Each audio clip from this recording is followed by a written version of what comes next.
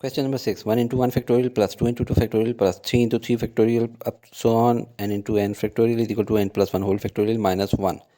इसको हमने सॉल्व करना है थ्रू मैथमेटिकल इंडक्शन, प्रूफ करना है इसको। और पहला स्टेप होता है n इज इक्वल टू 1 की वैल्यू लेते हैं और उसके लिए हम लोग क्वेश्चन के अंदर जो लेफ्ट हैंड साइड की आखिरी टर्म है n इंटू एन फैक्टोरियल, इसमें जहाँ जहाँ n है वहाँ पे 1 लिख लेंगे, यानी 1 इंटू एन फैक्टोरियल। और राइट हैंड साइड पे भी जहाँ पे 1 है n है वहाँ पे 1 लिख लेंगे, तो ये हो जाएगा 1 प्लस 1 होल फैक्टोरियल माइनस 1।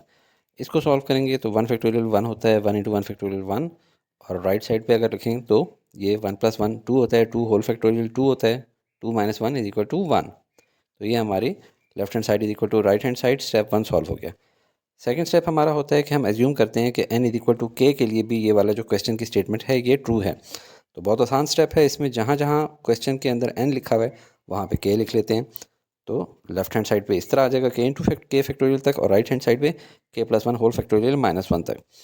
अब हम लोग इंडक्शन का मेन स्टेप कर रहे हैं, स्टेप 3, जिसमें हम लोगों ने यूज़ करना होता है n इज इक्वल टू के प्लस 1।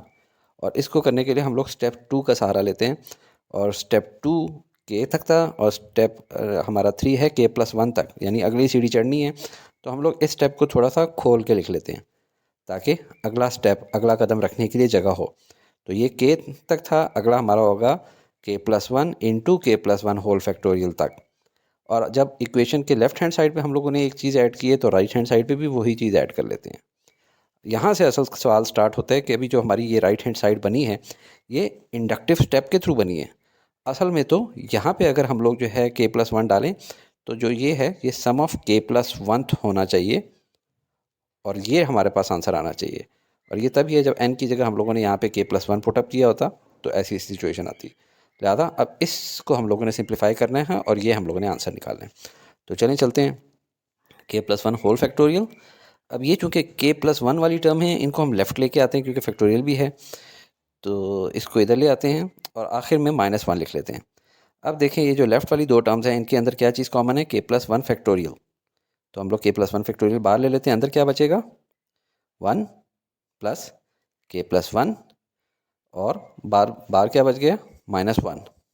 तो अभी देखें ये ऊपर वाले को देखते हुए चलना है आपने, ठीक है। तो ये के प्लस 1 फैक्टोरियल है, ये क्या है के प्लस 2, और ये माइनस 1 एज इट इज़। अब ये तो अजीब उल्टा लिख दिया गया है जी, देखा है ये इस तरह का लिखा गया है जैसे 8 फैक्टोरियल है और यहाँ पे उससे बड़ा नंबर, हालांकि होना उल्टा चाहिए। जब 9 मल्टीप्लाई बाई 8 फैक्टोरियल हो तो हम लिख सकते हैं 9 फैक्टोरियल। तो हम लोग इसको भी रीअरेंज कर लेते हैं, पहले लिख लेते हैं के प्लस 2 और बाद में के प्लस 1 होल फैक्टोरियल और माइनस 1। अब इस के प्लस 2 इंटू के प्लस 1 होल फैक्टोरियल को हम लोग लिख लेते हैं के प्लस 2 होल फैक्टोरियल, जिस तरह यहाँ पे मैंने समझाया, और माइनस 1। अब आप अपने आंसर को देखते हुए चलें तो ये के प्लस 1 हम लोग इसको इस तरह खोल लेते हैं के प्लस 1 होल फैक्टोरियल माइनस 1। और ये देखें ये के प्लस 1 वहाँ पे आ गया है और दोनों राइट हैंड साइड एक जैसी आ गई हैं। तो इसका मतलब है हमारा n इज इक्वल टू के प्लस 1 के लिए प्रूव हो गया है थ्रू मैथमेटिकल इंडक्शन।